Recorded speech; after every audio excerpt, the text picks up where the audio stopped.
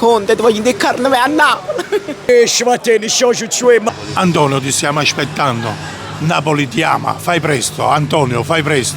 La piazza già è calda. Nelle ultime ore i tifosi pensano solo al nome di Antonio Conte. Gli abbiamo chiesto di lasciare un messaggio per convincerlo a diventare il nuovo allenatore del Napoli. Fernando, non so come chiamarvi, mister, gradevole persona innanzitutto, un grande uomo, un grande allenatore. Antonio, io sono un tifoso del Napoli e Napoli è una città piena di sofferenze, quindi se ci puoi regalare la gioia che abbiamo avuto l'anno scorso, festeggeremo per la quarta volta lo scudetto, che a Napoli è sempre una grande evenienza, quindi ti aspettiamo a Napoli.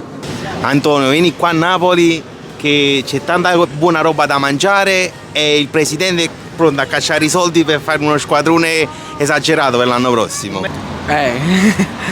Ci va prima la squadra, poi ci va Antonio Conte a Napoli. Spero tanto che la verità stagione poco a mozzarella in Napoli, o calore stivicola. Sta gente vi accoglie come, non dico come un re, ma come un gladiatore da poter lottare l'anno prossimo per i primi 3 posti. Conte, vieni a Napoli, che Napoli è una bella città, ti aspettiamo proprio, sai come ti aspettiamo. Però Laurentiis non sono a dai. Conte, se viene a Napoli, io vengo in braccio a te, pensano poco. Quando abbiamo giunto la prima spugliati, Conte viene a Napoli, se ne vota a Napoli, pensano poco. Tu volimmo qua a Napoli, tu volimmo. L'anno prossimo vinciamo lo scudetto, quindi Conte, vieni a Napoli. Ti conviene di non venire, perché il presidente può spendere soldi.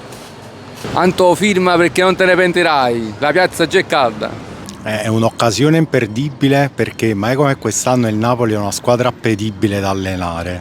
Si può solo migliorare rispetto all'anno scorso, si può rifondare perché si trova in un periodo dove potrà allenare la squadra per tutta la settimana, non avrà coppe e può dedicarsi all'insegnamento dei suoi metodi di allenamento, dei suoi nuovi schemi, quindi è un'ottima occasione anche per lui di vincere di nuovo qualcosa in Italia. Ci deve aiutare ad arrivare in Champions e a vincere la Serie A, perché Napoli è la squadra più forte.